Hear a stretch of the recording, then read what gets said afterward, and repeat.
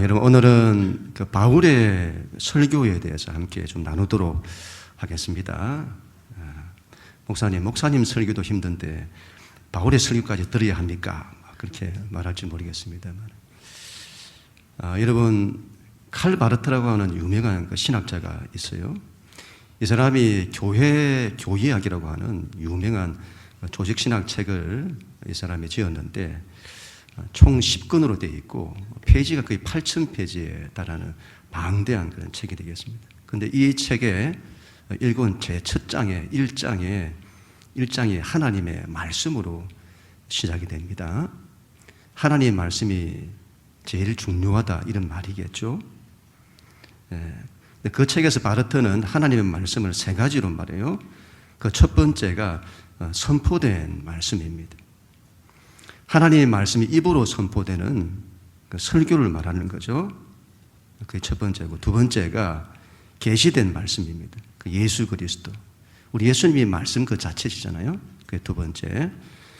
세 번째가 기록된 말씀입니다. 그 성경 말씀을 말하는 거죠. 그런데 여러분, 그 하나님 말씀의 첫 번째가 선포되는 말씀이에요. 하나님의 말씀이 선포되는 것이 얼마나 중요하냐, 그걸 말하고 있는 거죠. 우리의 입에서 하나님의 말씀이 나오는 것, 이게 굉장히 중요하다, 그걸 말씀하는 거죠. 그런 의미에서는 설교가 중요합니다.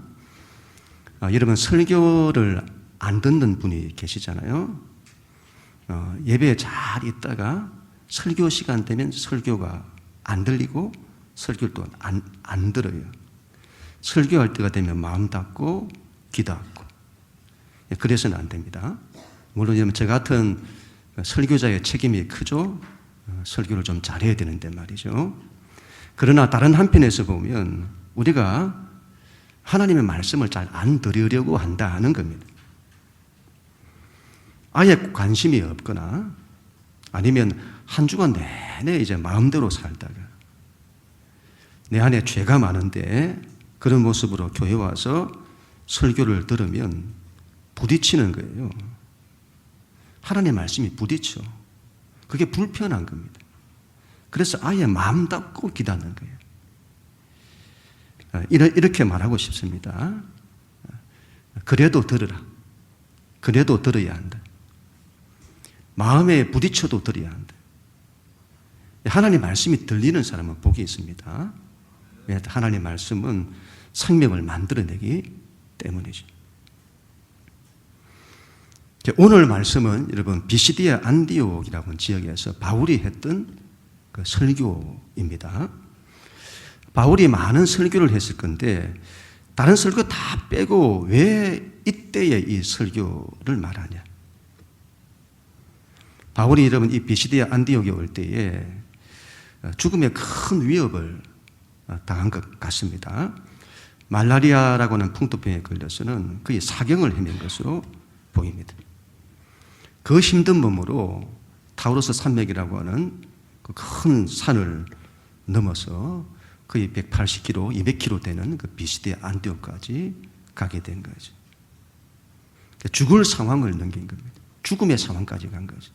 그랬더니 오직 복음 외에는 없는 겁니다. 죽음의 상황에 딱 가보니까 복음 외에는 없는 거예요. 바울이 그런 심정으로, 그런 마음으로 그에게서 터져나온 하나님의 말씀인 거죠. 그래서 얼마나 간절했을까요? 그래서 이때의 설교를 기록했을 것 같습니다. 장소는 유대인들의 회당이에요. 회당. 지금으로 하면 교회다 이렇게 볼 수도 있겠습니다. 이 설교를 듣는 대상은 유대 교인들입니다. 회당 안에 유대인들도 있고 이 사람들이 이방인인데 유대인들이 하나님을 믿는 거예요. 그래서 유대 교인들도 있고 이방인들도 있고 설교의 내용은 구약의 말씀입니다. 구약의 역사에 대한 말씀이죠. 그리고 예수님에 대한 말씀입니다. 설교를 했는데 설교 후에 반응은 둘로 쫙 나누어져요. 그 설교를 듣고 굉장히 큰 은혜를 받는 사람과 반대로 그 설교를 한 바울을 반대하고 분노하는 이 두 가지 반응이 극하게 딱 이렇게 갈라지게 되는 겁니다. 오늘 그 바울의 설교를 좀 나누겠습니다. 22절 같이 한번 읽습니다. 시작. 폐하시고 다윗을 왕으로 세우시고 정언하여 이르시되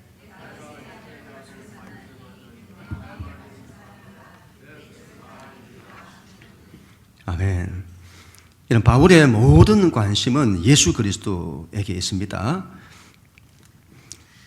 예수님을 전하는 데 있어요. 예수님을 전해야 되는데 그 예수님을 어떻게 전하냐? 여러분, 만약에 우리가 그곳에 있었다면 그 예수님을 알지 못하는 사람들에게 예수님을 어떻게 전해야 할까요? 바울은 이 예수님에 대해서 이야기를 하기 전에 다윗에 대한 이야기를 먼저 합니다. 오늘 말씀을 보시면 바울은 구약의 1000년의 역사를 말합니다. 아브라함부터 다윗까지 1000년이에요. 구약에는 다윗만 있는 게 아니잖아요. 아브라함도 있고 이삭도 있고 야곱도 있고 그 다음에 모세도 있었고 여호수아도 있었고 그 위에 많은 사사들이 있었습니다. 그런데 그 모든 사람들을 다 생략하는 거예요. 그리고 오로지 다윗에게 모든 초점을 다 맞춥니다. 왜 그렇게 하는 거죠? 왜 다윗을 말하는 거죠? 예수님을 말할 때 왜 다윗을 말하는 거예요? 유대인들의 가장 간절한 소원을 말하는 겁니다. 유대인들이 가장 간절히 바라는 소원이 뭔지를 그걸 가지고 다윗이 말을 하는 거예요. 여러분들의 간절한 소원은 뭐죠? 뭘 가장 간절히 소원하세요? 무슨 물질입니까? 아니면 무슨 건강입니까? 무슨 성공입니까? 자녀들입니까? 자녀들의 진로입니까? 사업입니까? 직장입니까?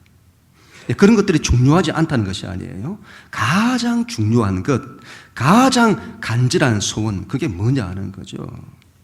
유대인들에게 가장 간절한 소원은 무엇일까요? 그건 바로 다윗의 자손입니다. 다윗의 자손. 이상하죠? 왜 다윗의 자손을 그토록 원할까요? 그 말은 다윗의 자손이라는 이 말이 구원자를 말하는 거예요. 구원자. 구원자를 가장 간절히 원했다 이 말이죠. 유대인들은. 이스라엘이 고통 중에 있는 거죠. 나라는 무너졌고 로마의 압제에서 나라와 백성들이 고통하고 신음하는 겁니다. 백성들은 나라를 잃고 뿔뿔이 다 흩어져서는 이방 세계의 디아스포라로 이방인들로 살아가고 있는 거죠. 그들의 간절한 소원은 구원자가 와서 자신들을 이 고통에서 해방시키고 하나님이 통치하시는 그 나라가 회복되기를 간절히 원한 겁니다. 그들뿐만이 아니에요, 여러분. 복음서에 보면 인생을 고통 중에 사는 자들 보세요. 소경된 자들, 아무것도 가진 것 없는 가난한 자들, 거지된 자들, 안전뱅이들, 중풍병자들, 문둥병자들. 그들의 인생이 고통과 절망 가운데 있는 거예요. 그들은 뭘 간절히 바랄까요? 그들이 간절히 바랬던 것은 구원자인 겁니다. 그래서 간절히 바라고 부르짖잖아요. 다윗의 자손이야. 다윗의 자손을 구하는 거예요. 구원자를 말하는 거죠. 우리의 가장 간절한 소원은 무엇이어야 할까요? 구원입니다. 구원이고 구원자입니다. 우리의 인생이 고통 속에 있다는 것을 알아야 합니다. 우리 인생이 고통 속에 있어요. 그런데 우리가 그걸 잘 모르죠. 세상에 쏟고 있기 때문이죠. 세상의 문화가 너무 화려하고 세상의 기술 문명이 우리에게 너무도 재미를 주고 편리함을 주는 거예요. 세상 문화가 좋아요. 너무 재밌고 기술 문명이 얼마나 편리함을 주는지. 그래서는 우리가 우리의 인생이 고통 속에 있다는 것을 모르게 하는 겁니다. 우리가 몰라요. 인생이 고통 속에 있다는 것을. 근데는 잘 우리가 보시면 우리 인생이 얼마나 많은 갈등 가운데 있는지요. 인생이 갈등 속에 있어요. 혼돈 속에 있죠. 온갖 상처와 아픔이 얼마나 많은지 모릅니다. 얼마나 많은 인생의 좌절과 절망이 있는지 모릅니다. 온갖 죄악들이 난무하는 곳, 온갖 어둠이 있는 곳. 인생을 살면 살수록 인생이 고통이다 이걸 느끼게 되는 거예요. 우리에게 가장 절실한 것은 인생의 고통에서부터 우리를 구원하는 구원입니다. 그 구원을 주는 구원자가 필요한 것입니다. 우리에게도 여러분 가장 절실한 것은 다윗의 자손입니다. 우리는 구원을 받아야 합니다. 구원을 받아야 합니다. 그런데 구원에 대한 간절함이 우리에게 없어요. 구원에 대한 간절함이 없어요. 그러니 구원자에 대한 필요성을 못 느끼는 거죠. 이런 우리의 일생이나 인간의 운명이 뭘로 끝나는지를 알아야 합니다. 결국은 멸망으로 끝나는 거예요. 멸망으로. 그 멸망도 영원한 멸망, 영원한 고통으로 끝나게 되는 겁니다. 지옥이라고 하는 영원한 고통이 있는 것입니다. 육신의 죽음이 끝이 아니에요. 영원한 고통이 있다고 성경을 말씀하는 겁니다. 우리는 구원을 받아야 합니다. 구원을 간절히 원해야 합니다. 그런 구원을 주는 구원자를 간절히 원해야 합니다. 이게 우리의 간절한 소원이어야 합니다. 우리 모두가 다 될 수 있기를 축복합니다. 그런데 여러분, 여기서 우리가 궁금하죠. 왜 다윗의 자손이냐 하는 거예요. 굉장히 독특하잖아요. 구원을 말하는데 그 구원을 말할 때 그 구원을 구원자 다윗의 자손이 가져다 준다는, 이게 굉장히 독특하잖아요. 무슨 철학도 아니고 무슨 종교도 아니고 무슨 가르침도 아니고 왜 다윗의 자손일까요? 이것은 히브리인들의 굉장히 독특한 역사관, 인생관 때문이라고 봅니다. 하나님 말씀 17절에서 19절까지 하나님 말씀 같이 읽습니다. 시작. 이 이스라엘 백성의 하나님이 이 조상들을 택하시고 애굽 땅에서 나그네에 대한 그 백성을 높여 큰 권능으로 인도하여 내사 광야에서 약 40년간 그들의 소행을 참으시고 가나안 땅 7족속을 멸하사 그 땅을 기업으로 주시기까지 약 450년간이라. 아멘. 바울이 여러분 이스라엘 1천년의 역사를 말합니다. 이스라엘 조상들에 대한 이야기, 또한 모세를 통한 출애굽의 이야기, 광야 40년 이야기, 여호수아를 통해서 가나안을 정복한 이야기, 사사시대의 이야기, 그리고 사무엘과 사울에 대한 이야기, 다윗에 대한 이야기. 우리 성경에는 이게 잘 나타나 있지 않지만 여러분 히브리어로 보면 이 말씀들이 전부 주어가 하나님으로 되어 있습니다. 전부 이렇게 말해요. 하나님이 이렇게 하셨다. 하나님이 이렇게 하셨다. 하나님이 우리 조상을 택하셨다. 하나님이 애굽에서 이스라엘을 구원하셨다. 하나님께서 광야를 인도해 주셨다. 하나님이 가나안 땅을 주셨다. 하나님이 이렇게 말하는 거예요. 뭘 말하죠? 역사의 주인이 하나님이다 이 말이죠. 하나님이, 역사의 주인은 하나님이십니다. 그 말은 우리 인생의 주인도 하나님이십니다. 사람이 아니에요. 우리는 사람이 세상을 구원할 거라고 생각을 합니다. 그렇지 않습니다. 하나님입니다. 우리는 무슨 철학이나 종교나 가르침이나 깨달음이나 그런 것이 우리를 구원할 거라고 생각을 합니다. 그렇지 않습니다. 하나님입니다. 불교를 보세요. 가르침이잖아요. 깨달음이잖아요. 힌두교를 보세요. 돌을 닦는 가르침, 깨달음이잖아요. 그러나 더 근본에 들어가면 전부 사람입니다. 사람이 구원한다고 여기요. 사람이 만든 철학, 사람이 만든 종교, 사람이 만든 과학이 우리를 구원할 거라고 생각을 합니다. 아니요. 그렇지 않습니다. 하나님입니다. 성전 미문에 앉아서 구걸하던 날 때부터 안전병이 된 사람을 예수 그리스도 이름으로 일으키잖아요. 여러분, 날 때부터 보지 못하고 날 때부터 어둠 가운데 절망 가운데 있었던 그 사람에게 가장 필요한 것은 철학이 아니에요. 무슨 이데올로기가 아니에요. 무슨 가르침 깨달음이 아니다 이 말이에요. 그런 걸로는 그 사람에게 아무런 소용이 없는 거예요. 자신을 이와 같은 죄와 절망과 어둠에서, 이 수렁에서 건져내줄 하나님이 필요한 것입니다. 이 히브리인들은 정말 독특하다고 봐요. 온 세상이 사람에게 관심이 있잖아요. 사람이 만든 철학에 관심이 있고, 사람이 만든 종교에 관심이 있고, 사람이 만든 처세술, 삶의 방식에 관심이 있습니다. 그런데 이 히브리인들은 하나님께 관심이 있어요. 그 하나님의 역사를 주권하시고 그 하나님이 우리 인생을 주권하신다는 거죠. 이번 제가 신학교 다닐 때 설교학 교수님이 그토록 강조하셨던 그 말씀이 있었습니다. 설교학을 배우는데 얼마나 이걸 강조하셨는지 설교할 때 항상 설교의 주어는 하나님이 이어야 한다. 설교가 사람이 하잖아요. 근데 주어는 하나님이 이어야 한다는 거예요. 이걸 캐리그마다 이렇게 말합니다. 설교는 캐리그마다 선포다. 하나님의 말씀을 선포하는 거예요. 하나님이 이렇게 하셨습니다. 하나님께서 우리를 사랑하셨습니다. 하나님이 우리를 구원하셨습니다. 하나님만이 우리의 희망입니다. 무슨 설명이 아니라 이 말이에요. 가르침이 아니다. 물론 가르침이 없다는 것이 아닙니다. 그러나 가장 중요한 것은 그 주어가 하나님이다. 그리고 그 하나님이 이렇게 하셨다는 선포다. 이건 여러분 설교뿐만이 아니고 우리 인생도 마찬가지입니다. 우리 인생의 주어가 하나님이 되어야 합니다. 사람이 주어가 되면 안 됩니다. 나는 왜 이럴까? 나는 왜 이것밖에 안 되나? 나는 왜 이렇게 태어났나? 나는 왜 이렇게 무능하나? 나는 이게 아니다 이 말이에요. 그 시선을 하나님께 돌려서 하나님이 나를 위해서 이렇게 하셨습니다. 하나님이 나를 사랑하십니다. 하나님이 나에게 은혜를 베푸십니다. 하나님이 나와 함께 하십니다. 하나님이 나를 포기하지 않으십니다. 하나님이 나를 버리지 아니하십니다. 하나님이 나를 회복하실 것입니다. 하나님이 나를 축복하실 것입니다. 하나님이 내 교회, 내 가정, 우리의 자녀들을 하나님이 지켜주실 것입니다. 우리 인생의 주가 하나님이 되어야 합니다. 역사도 그래야 하고 우리 인생도 그래야 합니다. 그럼 우리 모두가 다 될 수 있기를 축복합니다. 바울은 역사의 주인이 하나님이시다 이걸 말하고 그 하나님께서 역사를 당신의 뜻으로 당신의 목적으로 이끌어 가심을 말씀합니다. 17절부터 19절까지 다시 한번 읽습니다. 시작.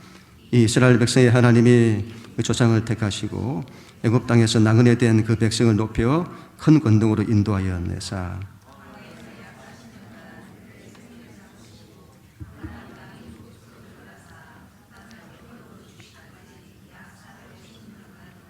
아멘.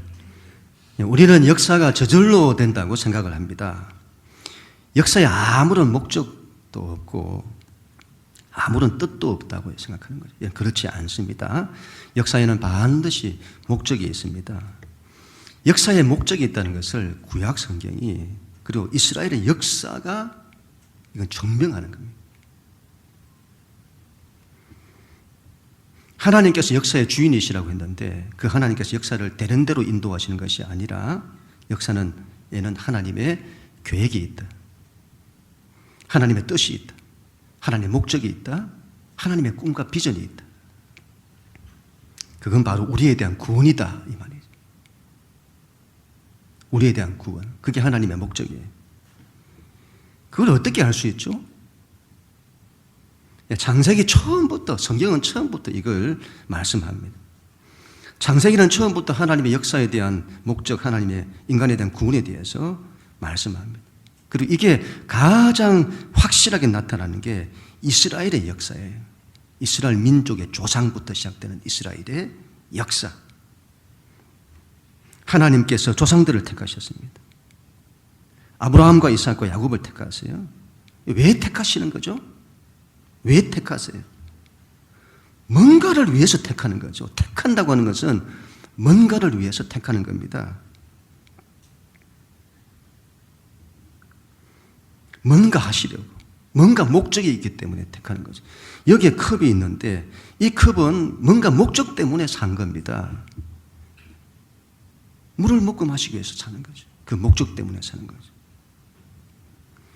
그런 하나님의 목적이 언약으로 나타납니다. 언약으로. 그걸 약속이라고 해요. 하나님이 약속하시는 거예요. 내가 장차 이렇게 할 거다. 내가 이렇게 할 거다. 그 약속하시는 거죠. 이스라엘 백성은 하나님의 이 약속을 절대적으로 믿습니다. 하나님께서 장차 이렇게 하시겠다고 하는. 이건 여러분 하나님이 이렇게 하시겠다고 한 건 이건 틀림이 없는 거예요. 만약에 여러분 하나님이 약속을 하셨는데 이게 나중에 뭐 안 이루어진다든지 안 된다든지 이렇게 하면 역사의 주인이 하나님이시라는 것이 틀리게 되잖아요. 그리고 하나님께서 역사의 목적을 가지고 움직이신다는 것도 틀리게 되잖아요. 그런데 여러분 어떻습니까? 여러분 역사의 주인이 이건 틀림이 없는 거예요. 하나님이 약속하신 것은 틀림없이 이루어지는 겁니다. 그걸로 하나님은 당신의 약속을 반드시 지키신다는 것이고, 그리고 역사의 주인이 하나님이심을 보이는 겁니다. 그리고 하나님이 하나님의 뜻대로 목적대로 역사를 이끌어 가신다는 것을 나타내 보이시는 거죠. 이런 그 약속의 내용이 뭐죠? 뭘 약속하신 거죠? 하나님께서 구원자를 보내셔서 세상을 구원한다는 겁니다. 바울의 설교를 보세요. 첫 번째로는 하나님께서 우리 조상들을 택하셨다. 아브라함과 이삭과 야곱을 택하셨다. 왜요? 그들을 통해서 뭔가를 하려고. 그 뭔가가 뭐죠? 아브라함에게 주신 약속을 나타나는 거죠. 내가 너를 장차 복이 되게 할 거다. 내가 장차 너를 통해 큰 민족을 이룰 거다.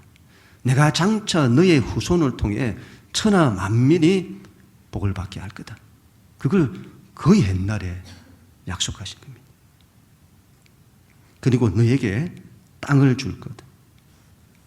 두 번째로 그 약속대로 모세 때에 애굽에서 하나님의 큰 민족을 이루세요. 그리고 그때 그들이 나그네 되었다. 그 말은 그때 너희가 그 땅에서 고통과 절망 가운데 있었다. 주변 민족들에 비해서 너는 어떤 민족보다 못한 너희들이었다. 그런데 하나님께서 너희를 사랑하사 너희를 택하시고 너희를 높여 큰 권능으로 애굽에서 나오게 하셨다. 왜요? 하나님의 약속 때문에. 세 번째, 그리고 광야 40년을 인도를 하세요. 그때 하나님께서 너희 소행을 오래 참으셨다. 그렇게 말씀하십니다. 광야 40년을 통해서 여러분 이 백성들이 얼마나 하나님 앞에 불순종하는지, 먹는 문제, 마시는 문제 때문에 하나님 원망하고 우상을 섬기고 이들이 믿음도 없고 음행하고, 그럼에도 하나님이 참으셨다. 왜요? 하나님의 약속 때문에. 그런 너에게 가나안 땅을 주셨다. 가나안 7 족속을 멸하여 그 땅을 나누어 주셨다. 하나님이 주신 약속대로 큰 민족을 이루게 하시고 땅을 주셨다. 그런데 사사시대를 통해서 하나님께 다시 불순종하여 너희가 실패하고 그런데 하나님께서는 사사들을 보내주셔서 너희를 구원하셨다. 약속 때문에. 그런데 그들이 자신들이 원하는 왕을 달라고 했다. 그렇게 해서 세워진 왕이 사울이었다. 그런데 그 사울이 실패한다. 그리고는 하나님께서 다윗을 왕으로 세우시고 그에게 또 한 번의 약속을 주신다. 장차 다윗의 후손이 와서, 여러분 아브라함의 후손이 와서 천하 만민이 복을 받게 될 거라 했는데 이게 좀 더 구체화되는 거예요. 다윗에게는 다윗의 후손이 와서 나라를 다스릴 건데 아브라함의 후손이 장차 하나님 나라를 통치할 왕으로 오는데 그 왕이 다윗의 후손으로 온다 이 말이죠. 이 다윗의 후손이 와서 나라를 다스릴 건데 그의 나라와 왕권과 통치가 영원할 거다. 영원한 약속, 이걸 주시는 거예요. 너희가 그 다윗의 후손을 기다리고 있다. 근데 마침내 다윗의 후손이 왔다. 그가 바로 예수 그리스도다. 그는 하나님의 약속대로 왔다. 하나님의 약속대로 그를 통해 천하 만민이 복을 받을 거다. 온 세상이 구원을 받을 거다. 그를 통해 하나님 나라가 세워지고 그의 통치가 영원할 거다. 이게 하나님의 역사의 목적인 겁니다. 역사에는 하나님의 목적이 있을까요? 정말 있을까요? 제가 챗GPT에게 물어봤습니다. 챗GPT에게. 요즘 챗GPT한테 다 물어본다잖아요. 여러분 얼마나 설명을 잘하는지. 역사의 목적이 있는가 물어봤더니 역사에 대한 5가지 관점을 말하는 거예요. 첫 번째, 목적론적 관점. 역사에 목적이 있다 이죠. 또 비목적론적 관점. 목적이 없다는 그런 관점. 세 번째는 진보주의 관점. 네 번째로는 진보주의라는 건 역사는 진보에 간다 이 말이죠. 네 번째는 순환론적인 관점. 역사는 돌고 돈다 이런 관점. 5번째 우연론적인 관점. 역사는 우연의 연속이다. 이런 식의 관점들. 그럴 수 있죠. 목적이 있다, 뭐 없다, 역사는 진보한다, 뭐 순환한다, 우연이다, 뭐 이런 관점이 있을 수 있겠습니다. 그래서 여러분, 제가 다시 질문했습니다. 역사에 목적이 없다면 목적이 없다는 것을 증명할 수 있나? 답이 어떻게 나왔는가 하면요, 그건 본질적으로 불가능하다. 역사에 목적이 없다고 하는 것은 그 증명이 본질적으로 불가능하다. 반대로 그러면 역사에 목적이 있다고 하는 것은 증명 가능한가?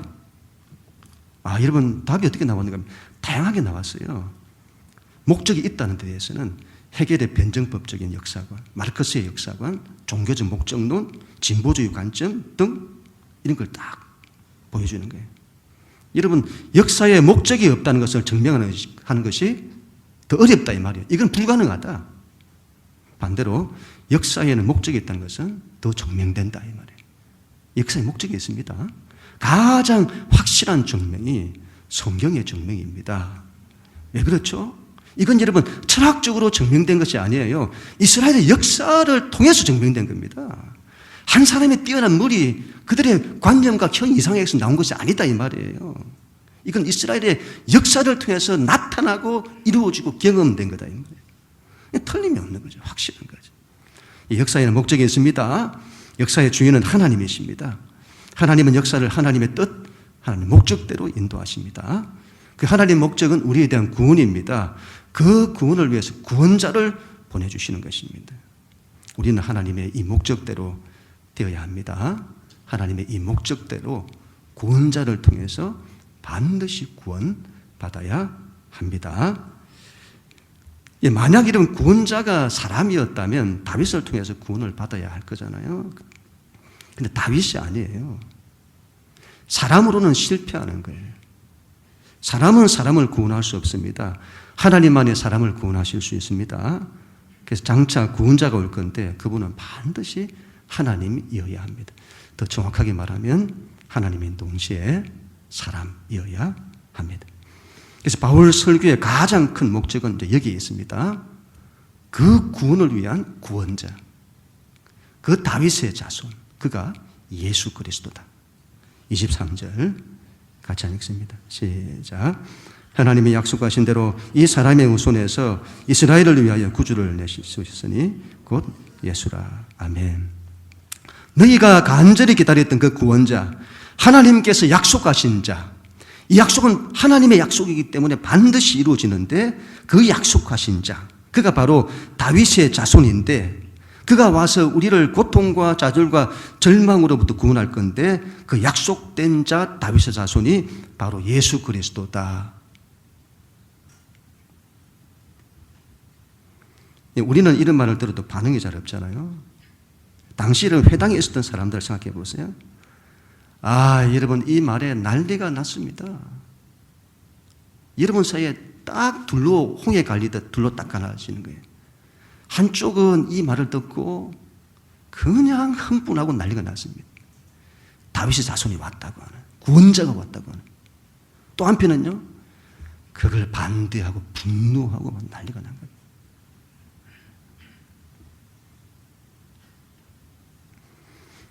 거예요. 역사는 여러분 결국 결론이 예수 그리스도이신데, 그래서 역사의 모든 초점이 구원자 예수 그리스도에게 맞춰져 있는 거예요.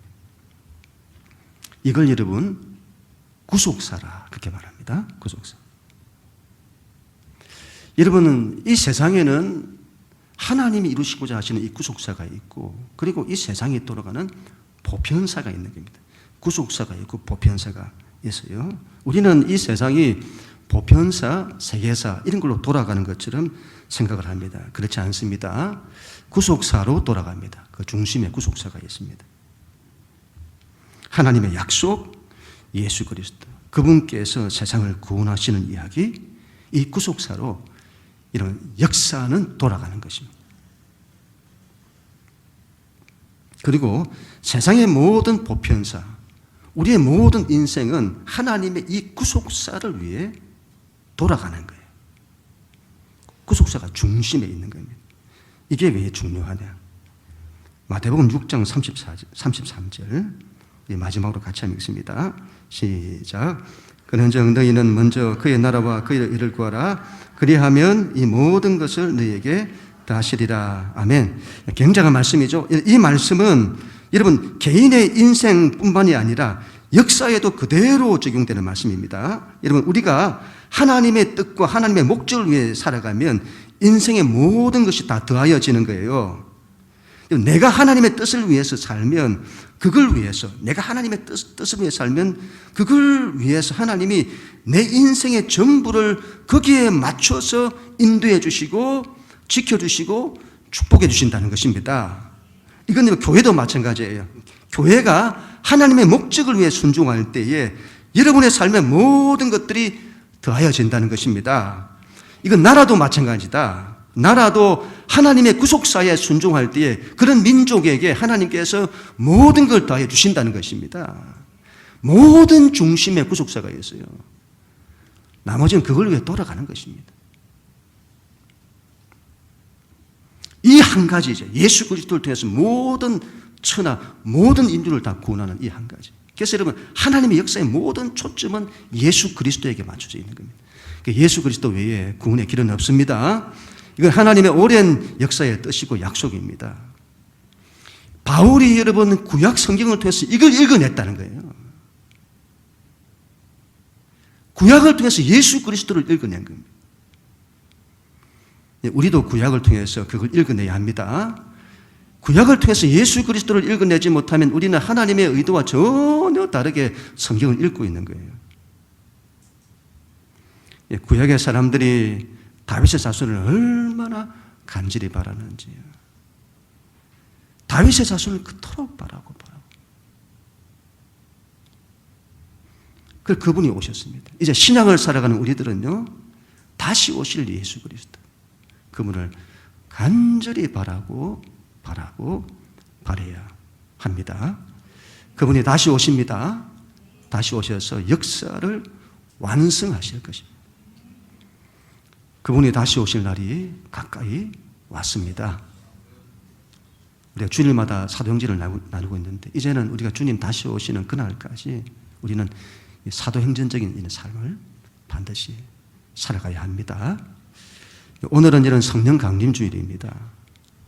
오순절 성령님께서 마가의 다락방에 오신 날을 기념합니다. 왜 오셨죠? 인생이 우리의 힘에 있지 않기 때문이죠. 인생이 우리의 힘에 있지 않아요. 우리에게는 하나님의 힘과 하나님의 능력이 필요합니다. 그분이 바로 성령님이세요. 그분께서 우리에게 오셔서 우리와 함께 하십니다. 그분께서 우리를 도우세요. 그분께서 우리에게 힘과 능력을 주시는 겁니다. 우리는 이 성령님을 의지하여 예수 그리스도를 잘 믿어 구원받는 우리가 되어야 되겠습니다. 여러분 예수 잘 믿어야 합니다. 예수 잘 믿는 사람 얼마나 흔들리는지요. 그래서는 안 됩니다. 우리 일평생 우리가 비가 오나 눈이 오나 바람이 부나 한결같은 마음으로 예수님 붙들고 잘 믿는 이게 복입니다. 생명이다 이 말이에요. 구원자시잖아요.